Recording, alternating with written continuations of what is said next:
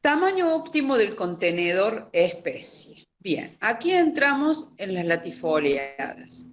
¿Cuáles son aquellas? Como lo dice el paréntesis, especies de hoja ancha.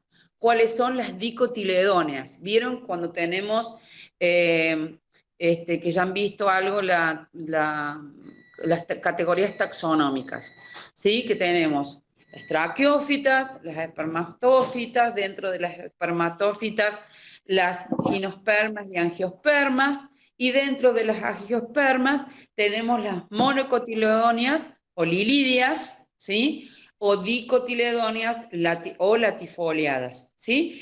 Para el caso de las latifoliadas, es como lo expresa la fotografía, dice especies de hoja ancha, requieren grandes volúmenes en los contenedores, menor densidad de crecimiento, necesitan más espaciamiento entre plantas en comparación con las coníferas. ¿Por qué? Sí, es esto. Las coníferas tienen hojas finas, por ejemplo, el pino heliotis. Todo el mundo se imagina un pino, ¿no es cierto? El tipo de Sí, hoja que profe. tiene. Sí, sí, sí. ¿Sí? ¿Sí? Son hojas del que ustedes ya vamos a ver en la segunda parte de la botánica paisajística 2, son hojas aciculares, o sea, hojas que parecen agujas. Acícula viene de aguja. Entonces, no, por eso que podemos poner mayor cantidad de plantas cuando hacemos la producción de coníferas. Ahora, cuando hacemos la producción de fresno o de un liquidámbar, que es la fotografía que está ahí en la foto, ahí vamos a necesitar mayor espacio entre plantas. ¿Por qué? Porque cuando se producen, estas son plantas caducifolias, ¿no es cierto? Pero cuando la planta está en su esplendor de hoja, yo necesito separarlas un poquito para que cada planta se desarrolle como debe ser, o sea, brindarle al productor o al viverista una planta linda, con un buen desarrollo radicular, con un buen desarrollo de hojas, ¿sí? Para que la planta sea lo que debe ser. Entonces, tenemos mayor superficie, la mayor superficie de las hojas de la latifoliada interceptan más agua y nutrientes y producen más sombras. Por eso es que yo las tengo que separar, ¿sí? Bien, vamos a un tema que es importantísimo en el crecimiento de la raíz. Hay un tema con el envase forestal, especialmente en especies nativas y no en especies introducidas también. Es cómo se desarrolla esa raíz.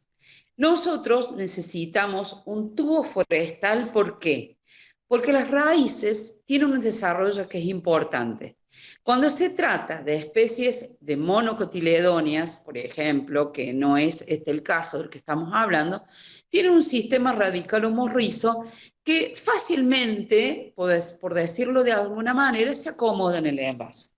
Pero cuando sembramos especies que son dicotiledóneas, he aquí el tema del envase forestal, desarrolla una raíz principal con raíces adventicias al costado, como lo muestra la fotografía.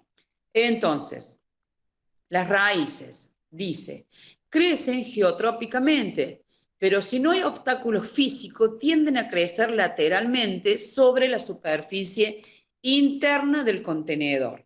Entonces, nosotros necesitamos un envase forestal que le brinde esa comodidad a la raíz, poder desarrollar en un espacio pequeño esa raíz principal con las raíces adventicias al costado.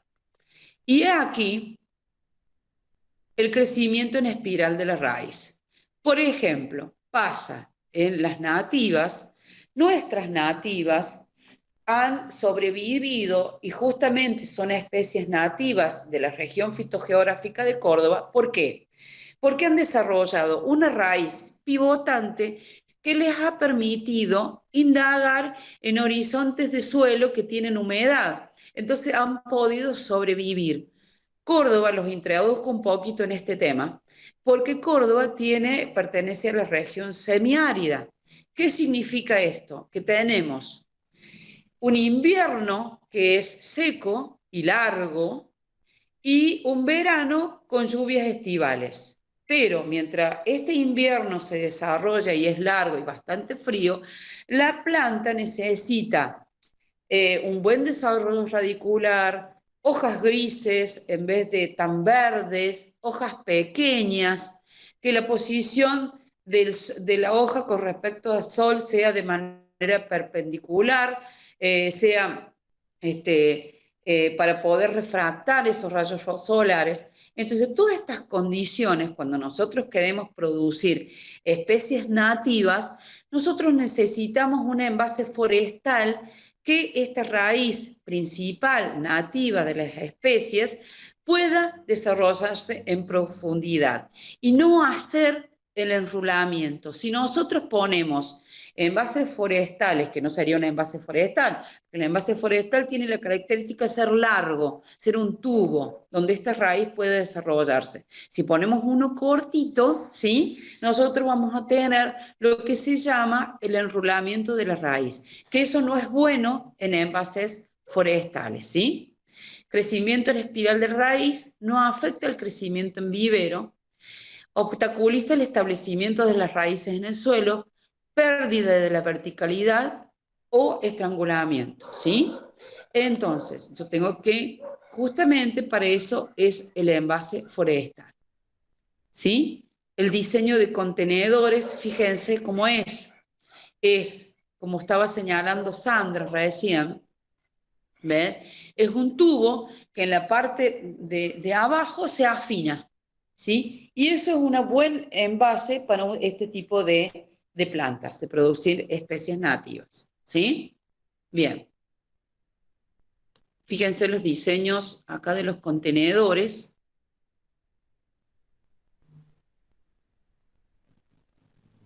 ¿Sí? Dice costillas o ranuras orientadas verticalmente que sobresalen en el sustrato y son obstáculos para el crecimiento en espiral.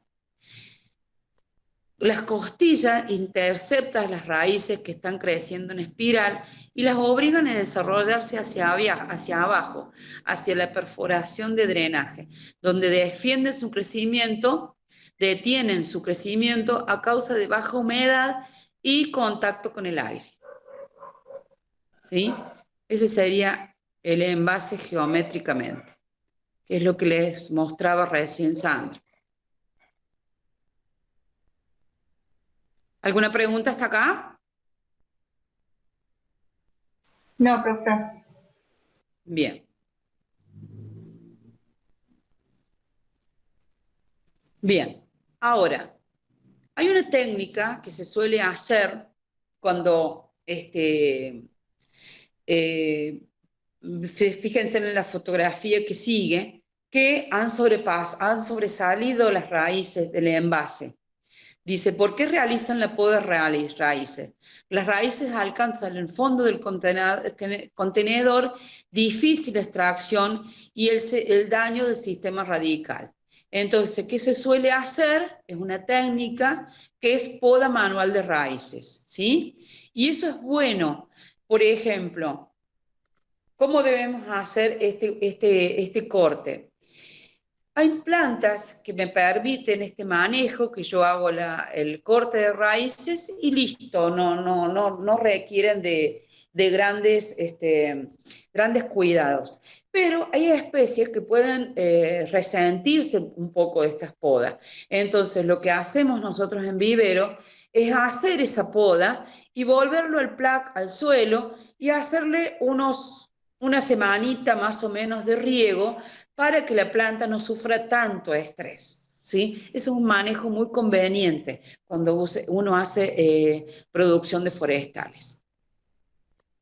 Bien. Poda de perdón, me estoy yendo de la foto, déjenme que vuelva. Poda de raíces. Contenedores con costillas externas en la base a efecto de crear espacio con aire. La poda aérea de raíces es promovida por corriente de aire bajo el contenedor. Por ejemplo, mesas con malla, ¿sí? Por ahí se promueve justamente esa producción de raíces, como indica la fotografía. Humedad del sustrato en el contenedor. ¿Profe? Bueno, ¿sí? Sí, le interrumpo porque hay un compañero que no tiene micrófono y yo sé que usted cuando va dando la clase creo que no puede ver lo que escribe en el costado y pone que Ah, bien. si puede repetir la parte anterior de la poda. Sí, sí. Vamos a volver a la fotografía. ¿Lo están viendo ahí? Vamos a volver a la fotografía de que dice ¿por qué realizar la poda de raíces? ¿Estamos? Bien. Hay veces que la raíz sale del contenedor, ¿sí? Como lo indica la fotografía ahí primera a la izquierda. Bien, que tienen un desarrollo radicular importante. Y eso me va a entorpecer a mí el manejo cuando yo quiera sacar el envase forestal de ahí.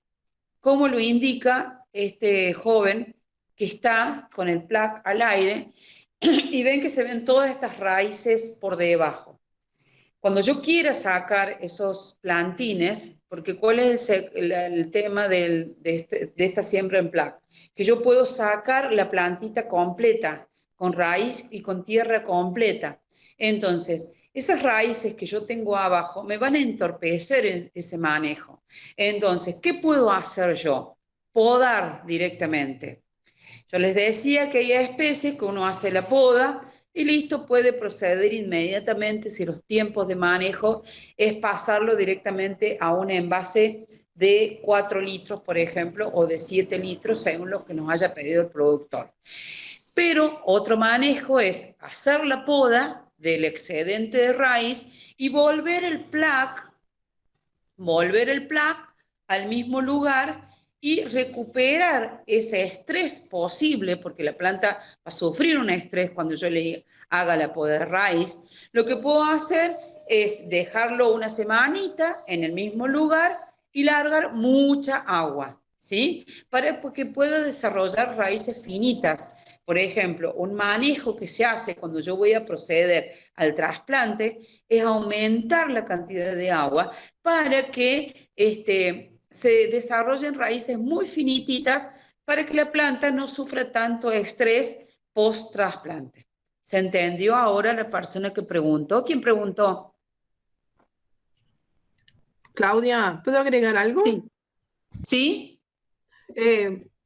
Que muchas veces, si está desequilibrada la planta, es decir, tiene mucho desarrollo radicular y hacemos estas podas de raíces, lo que se puede hacer es podar parte de la parte aérea de la planta para que no se marchite la planta tan fácilmente.